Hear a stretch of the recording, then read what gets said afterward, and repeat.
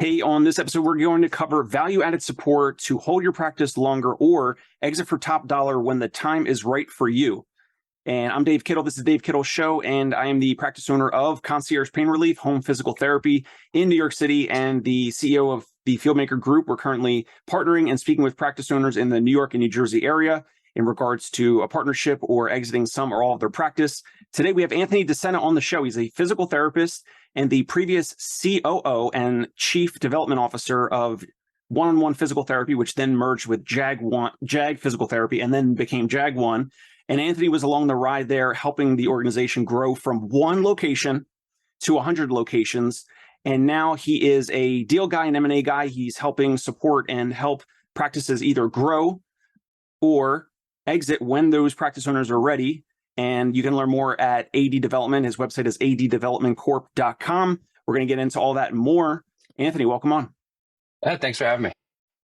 Excellent. So in the pre-interview, we were covering your background, your experience going from physical therapist to executive and much, much more. So let's give the audience a brief little background in terms of your history, where you went from staff physical therapist into an executive and managerial role, and then we'll kind of transition into how you help practices now. Sure. Yeah, I'll try to keep it short. Yeah. So Anthony Desena, CEO of AD Development, a New Jersey-based healthcare consulting company. So my journey started in Brooklyn, New York. I was a physical therapist working for a group called One-on-One Physical Therapy, which was owned and operated by my mentor, Rich Bodian. Rich took me under his wing when he had one location. I started with him as an aide, eventually staff physical therapist, helped him open his third location as a treating PT. We took that to, partnership with himself and I, and the rest of our amazing team. And we grew that to 21 outpatient locations, all through de novo, no acquisitions there. I don't think I even knew what an acquisition was then. So we just kept opening them up and serving the communities of Brooklyn, Staten Island, Manhattan. Eventually was able to take our company, merge it with Jag Physical Therapy of New Jersey, another really solid group led by another one of my mentors, John Gallucci. He was a man on a mission and had a great idea that if all this consolidation was going on in PT, why should either of us, sell to a strategic? Let's become the platform. So that's what we did. We came together, we took on an investor, and we went on the growth of a lifetime. So we were able to scale those about 40 clinics together to well over 100, and went from more of an operational role as a COO to into the chief of development, doing a lot of M&A activity and acquisitions, but also supporting de novos and just internal growth as part of the C-suite and executive team. Really met some amazing people and learned some really amazing lessons along the way.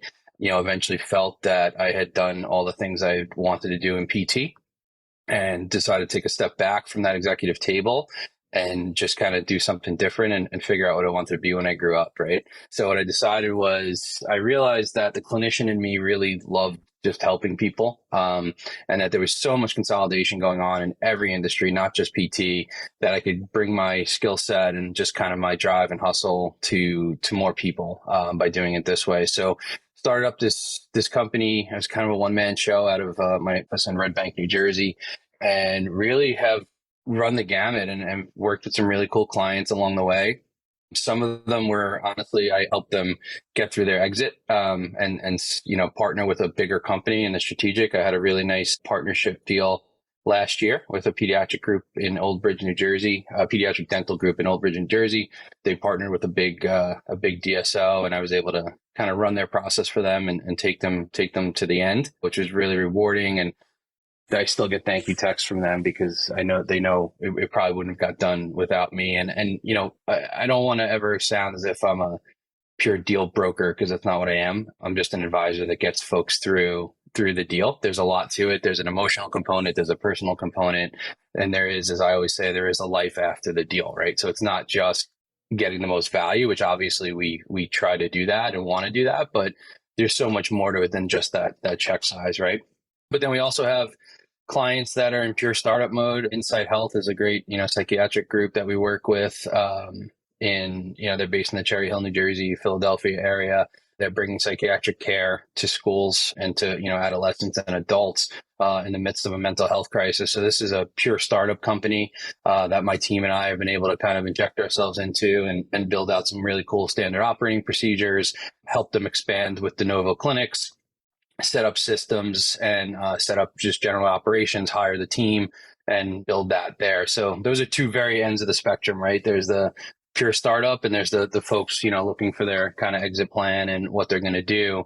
And then in between, we have other clients that are, they exist, they've been around and they just want to get better, or they're already better, but they just want to get bigger and they need help with expansion. So we'll do a lot of buy side M&A work, being able to just help them on their business development front, get them through some deals. A lot of groups were like the original one-on-one, where all we did was de novos and we never really did any acquisition. So I've been able to do that with groups like Riverside Oral Surgery and some others where I'm their buy side advisor. So it's been pretty interesting running business development for different ends. And it's humbling, right? Because you start as a lot. We said this in the pre-interview. A lot of people start as clinicians and then go into administration or executive world, and that's usually within the same field. I think it's really cool, and I'm really excited about what I've been able to do in really transitioning, right? Going from PT to PT kind of exec to now totally different worlds, right? Dental or surgery, psychiatry, orthopedic, like just so many different things, dermatology, and you learn that as different as all these worlds are, there's so many overlapping things, and like where the pain points are for one practice of a certain size typically are the same no matter what the specialty is. So yeah, that makes a lot of sense. So let me recap a few things we did in the pre-interview in regards to some more topics, and then I'll let you take it in which direction you want to go. So a couple of things we talked about in the pre-interview for practice owners: transitioning from where you started to where you end can be very different. Then proper advisory is crucial to the growth and eventual sale of your practice, physical therapy and beyond. Or again, this could be outside physical therapy. We have interviewed dental brokers and dental roll-up executives here on the show. Third point, knowing the practice owner's overall plan is important. We'll get to that. And then number 4, if we have time, what is going to happen to you, the practice owner, after the sale? So let me just set the tone there, and then I'll let you take it. Great. Yeah. No, I think, so let's start with one, right? Where you start isn't always where you end, right? So I have a good example I think I'm a great example of that, right? Where you start definitely is not where you end, but it is, right? In a weird way, it is, because I'm back to helping people instead of helping patients. I'm helping the providers, which in turn helps the patient. So it's really cool to kind of see that 360 and come back full circle there. I'm really excited about that. There's a lot of, you know how it is, you're a PT. So a lot of that gratitude you get every day, the thank yous and the all you get from your patients, like to get that again from your clients is really, really exciting. And it's just gives you fulfillment in what you do every day. So that's a good example of that. But, I'll give an example of one of my clients, Bodian Dermatology out in Long Island. He brought me on to help him grow to get to an eventual exit. That's where we got. Let's paint the house before we flip it, right? Let's clean it up. Let's get the house in order, and then let's go run a process. And after a few months of really operationalizing the business, instituting some systems, bringing on some new people, repositioning people into roles within the organization that are better fit for them, he fell in love with his business again and decided he didn't want to sell it, right? He didn't want to go to market. He wanted to just keep running it the way he is, and and just making that better. And then since then, there's a new energy in the office, and we've since hired new providers. We're opening a second location, hopefully eventually a third. We're opening some new business lines, and it's really nice when people think that they only have this choice of like, all right, I've been doing this long enough. It's time to go. I better get my money now before it's not there, because I do believe that that's kind of how people are thinking now. And again, I think consolidation in like-minded and similar specialties is very important. I think there's a lot to be had there, and you can learn a lot, and it becomes a better experience for the patient, right? But I do believe that people think that they have this really short runway of what they can do and where they can get the value out of their practice. And to be able to do what I did in that example I just gave is really nice, right? Like, this is somebody who thought, like, I better clean this up and get the heck out of here after being there for 25 years, and then being able to breathe life back into it is, to me, the best thing that could happen. So, now we grow it and we see where it goes. And again, maybe he sells it in a few years. Maybe he never does. Maybe one of his associates takes it over and he goes into retirement that way. I don't have a crystal ball, but all I know is my job is to make healthcare businesses better and make the docs and providers happier to go to work every day. And, I've been able to do that. And, Yeah. So that's a really good example of where you start is not always where you end. That's awesome. So second point, proper advisory is crucial to the growth and eventual exit of your practice. What questions do the practice owners ask themselves that you're aware of? Like, do they need an advisor or broker? You're not, but you're more on the growth side and consulting and advisory side. Practice owners listening, watching, like what questions should they ask themselves? Like they need to check their network. They need to go on LinkedIn. They need to ask, for word of mouth referrals. How do they get someone like you? How do they find someone else in their region where they're at? What are the questions or the ideas around finding that support? Or even maybe before that, like when do they need to acknowledge that they need some support and they can't do it all themselves? Yeah, no, that's a great question.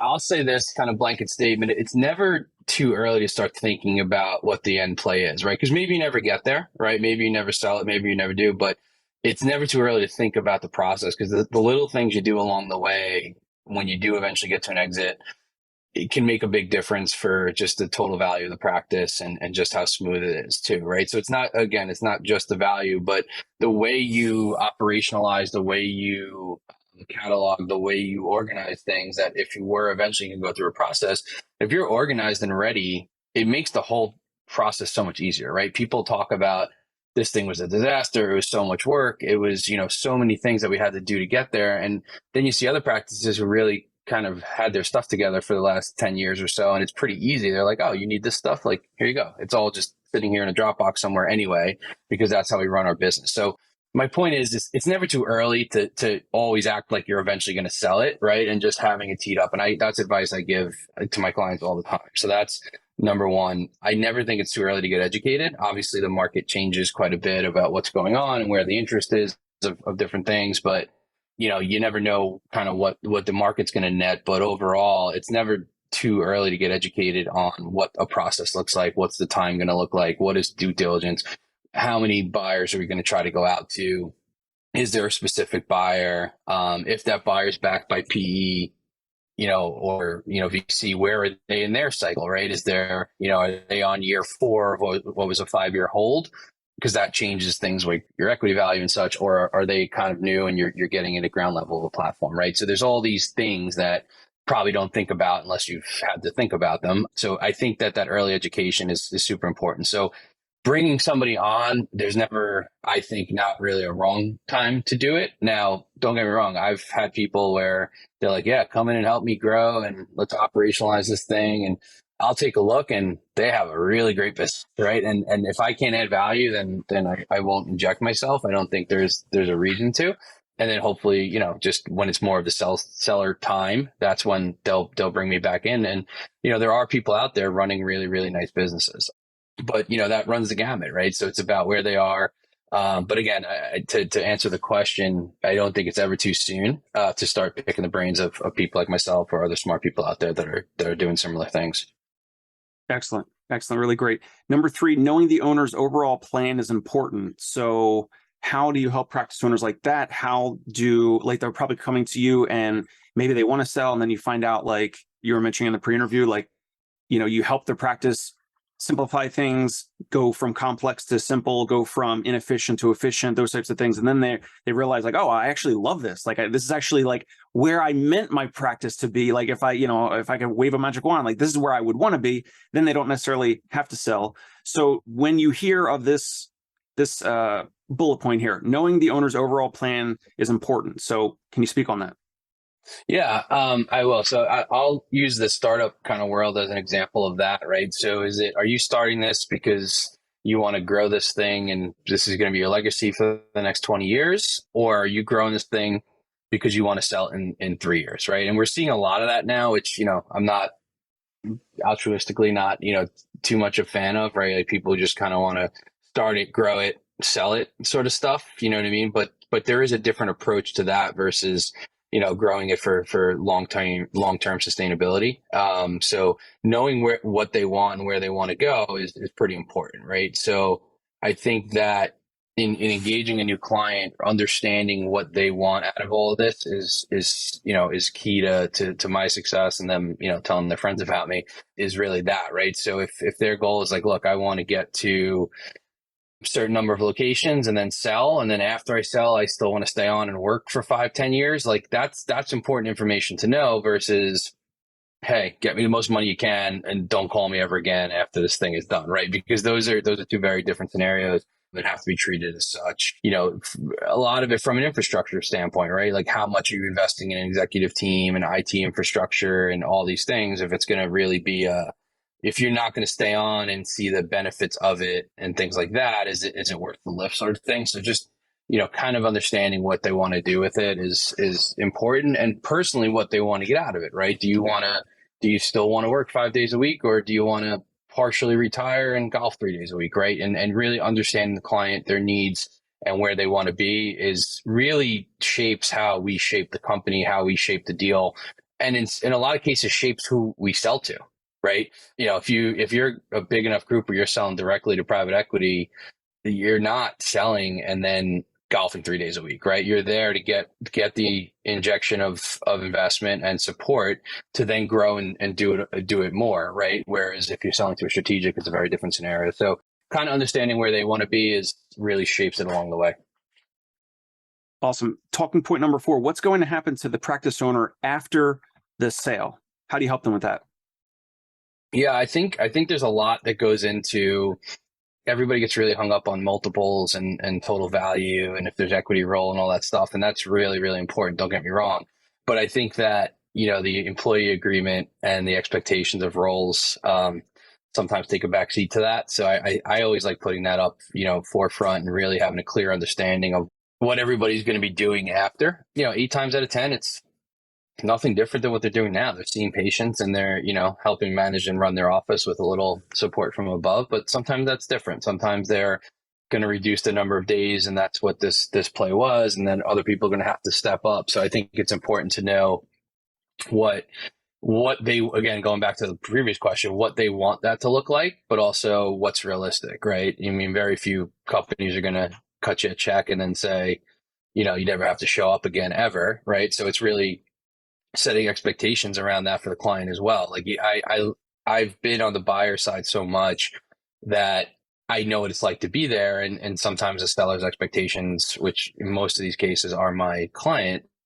you have to level set there and just say, well, that's unrealistic. Right. And explain to them why. And I think most of the time they get it and they're happy that that's the kind of advisory versus broker sort of scenario that I'm talking about, and explaining to them that that's what it is. And I've lived life after a deal, right? I've lived in it and done it. So to be able to be relatable and talk through that, I think is pretty interesting. So Without mentioning any names or practice names, can you give some examples of scenarios where owners had more like negotiation or more sway or more power in the negotiation to either fully step away? And I'm assuming like a lot of it will depend on if they already have staff in place. Do they have a clinic director or a right-hand person in place? Do they have systems and processes in place? Do they have, or is the owner already out of patient care and then they're selling the practice like that, versus if the owner is treating 3, 4, 5 days a week, and then the buyer, if that owner wants to get out, then the buyer is going to have to replace that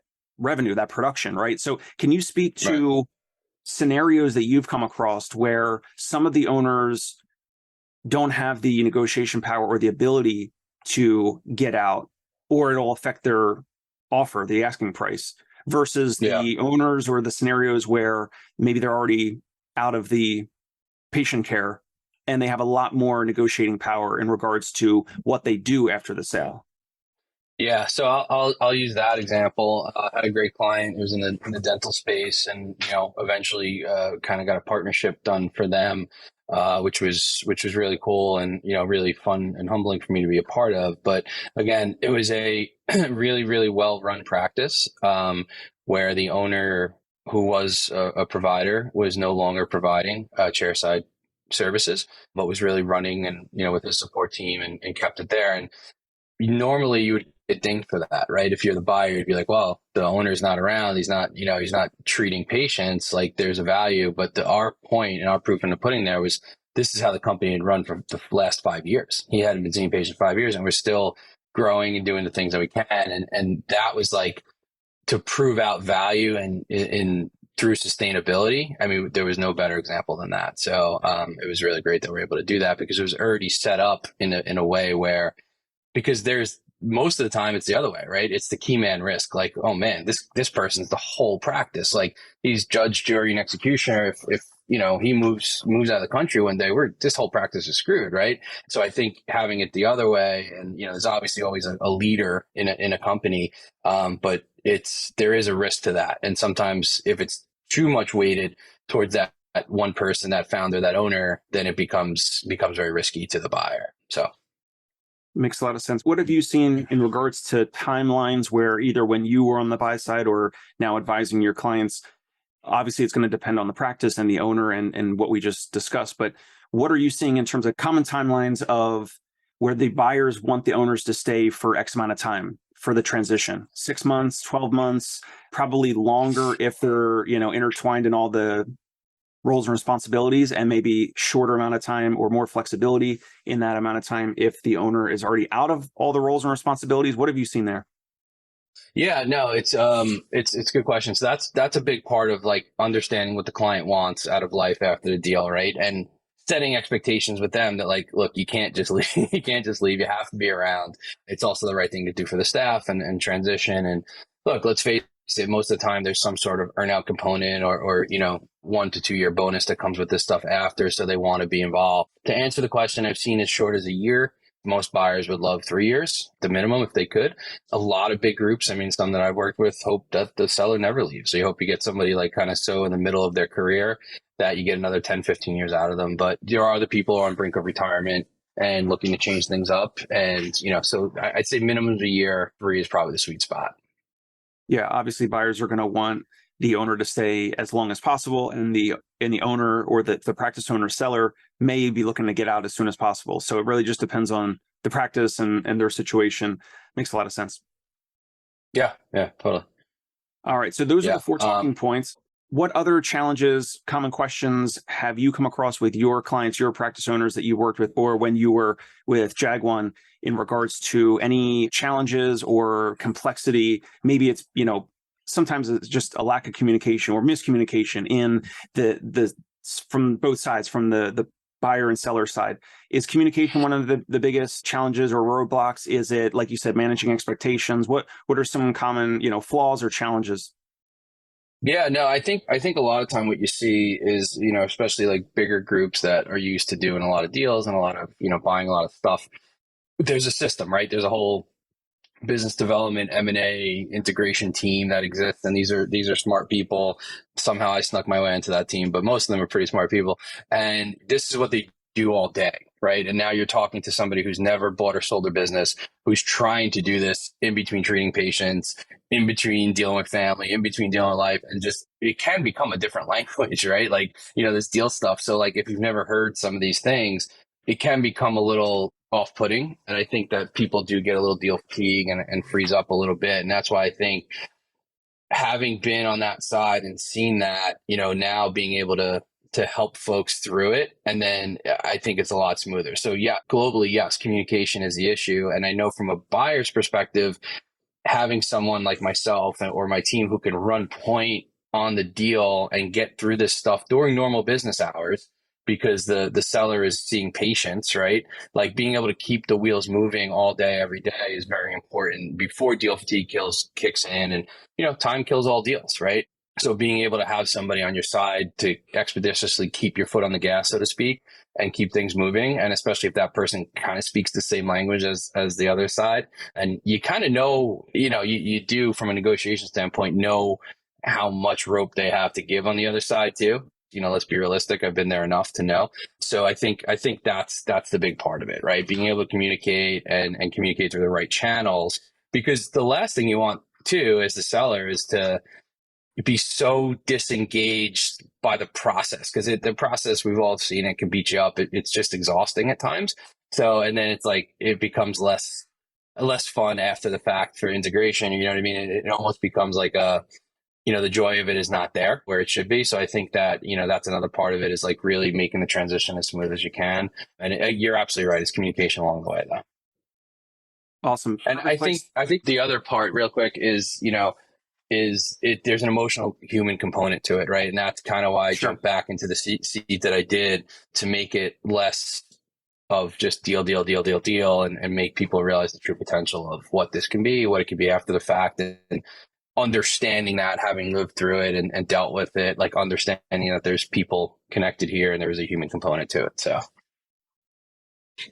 Perfect place to pause and stop for now. Definitely seems like valuable and helpful insights. So hopefully the audience likes that. If you find this valuable, send this to a practice owner, colleague, send it via text, email, send the link of the episode. We would truly appreciate that. Anthony, so in regards to practice owners reaching out to you, whether it's your website, addevelopmentcorp.com, website there, or LinkedIn, or email address, what's a good place for the audience to reach out to you if they like what they heard, if they have some questions, if they wanted to learn more about what you do?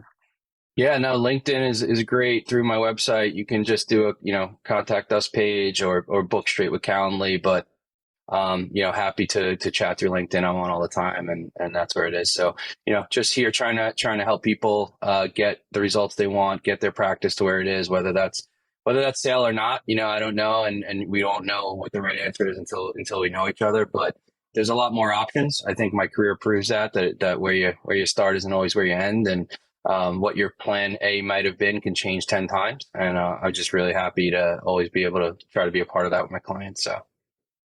Awesome. Very well said. Great to have you on. Thanks for your time. Yeah, I appreciate it. Thanks for having me. Take care now. Hey, it's Dave Kittle. Are you a healthcare business owner or physical therapy practice owner who is looking to figure out your succession plan or exit strategy? We might be able to help. And in fact, we may be interested in acquiring your practice. If you're interested, you can reach out to me. Shoot me an email at dave@conciergepainrelief.com. That's DAVE@CONCIERGE painrelief.com. Or you can call me at any time, 646-781-8884.